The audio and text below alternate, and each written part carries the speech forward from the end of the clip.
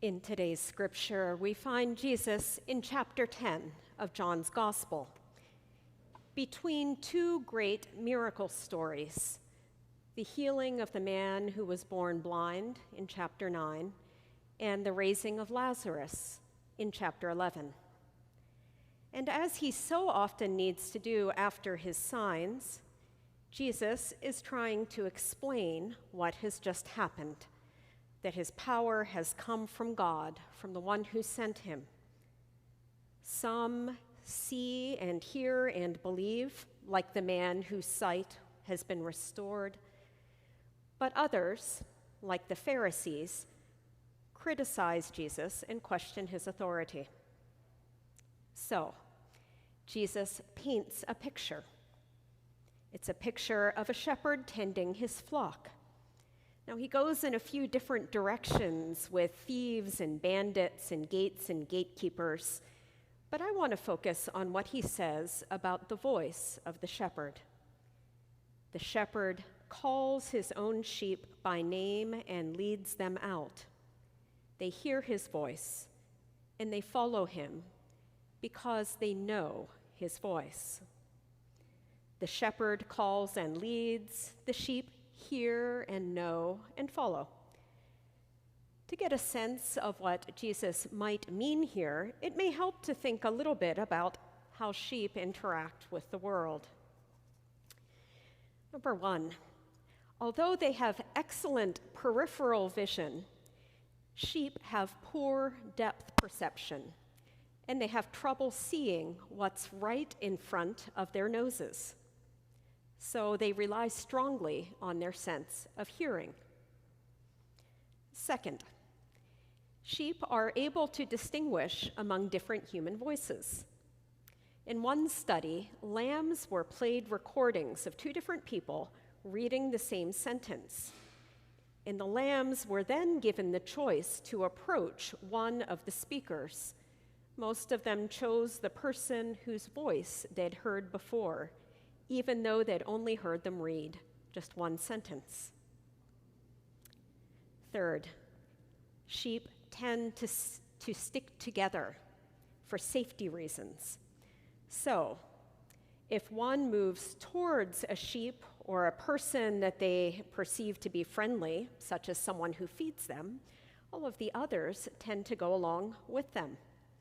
But if a wolf or an unknown person approaches them, the sheep will instinctively move away together.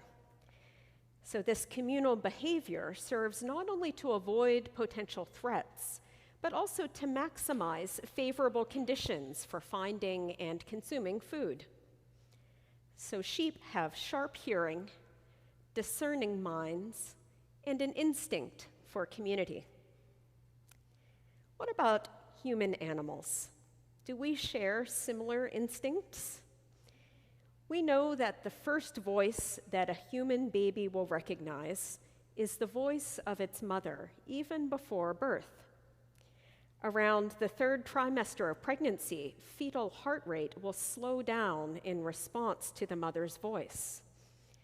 Now, it's believed that the fetus can perceive the sound in two ways, as ambient sound through the abdomen, and also internally through the vibration of the mother's vocal cords. By the time they're born, babies are already cognizant of their mother's voices.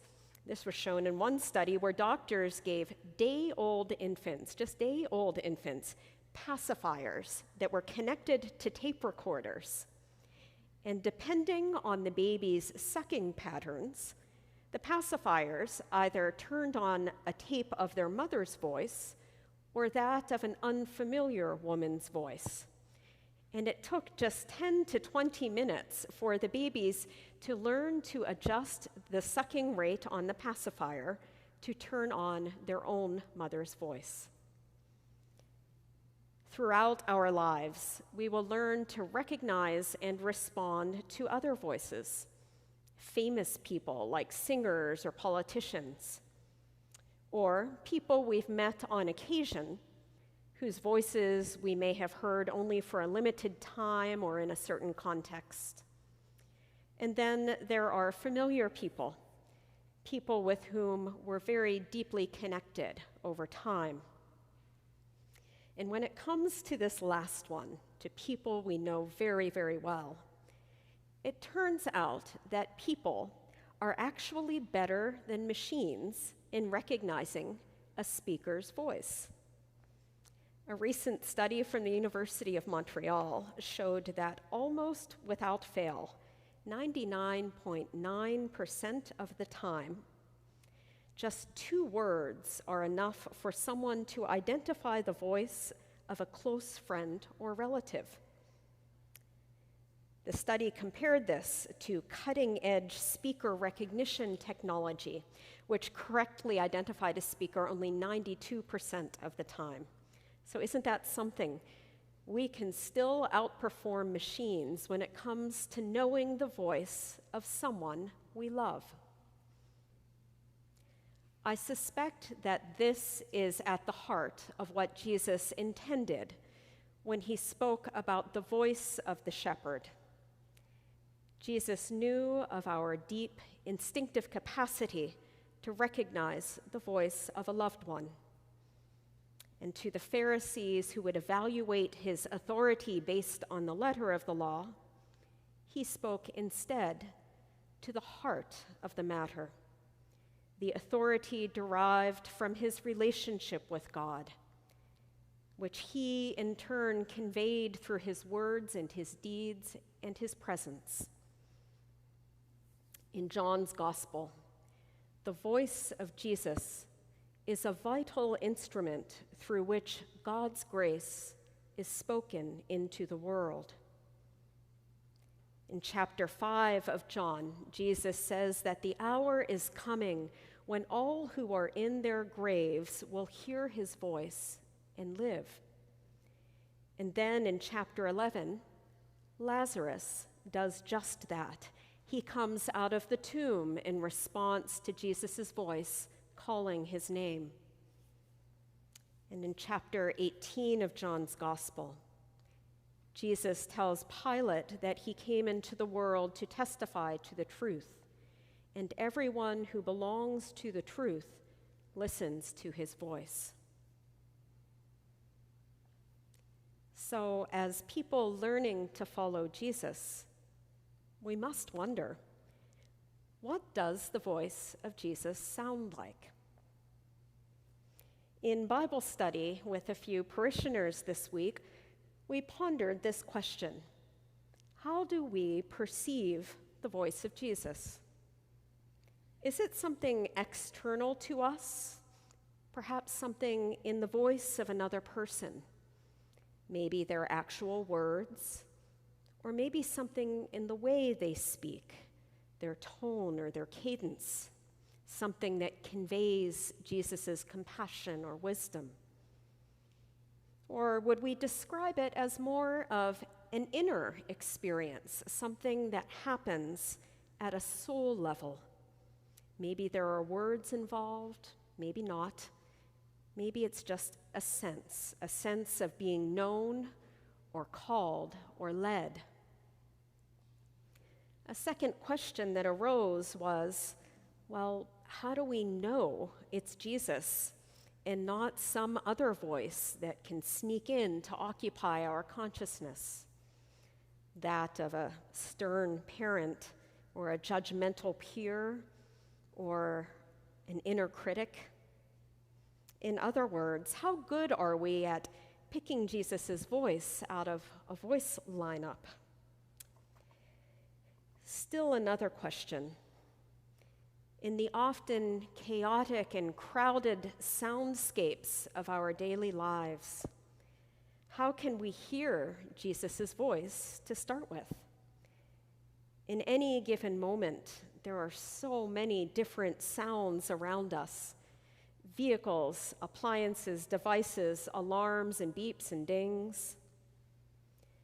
I remember one friend who was trying out a new hearing aid, and he was frustrated because it seemed only to amplify background noise, when what he really wanted was to be able to hear the voices of people speaking directly to him more clearly.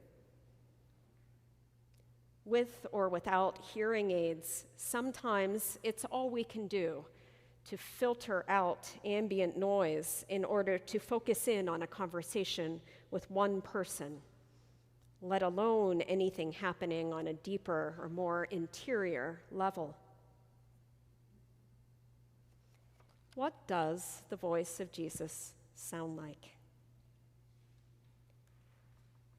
If we find ourselves a little stumped in front of this question, I suspect we're not alone.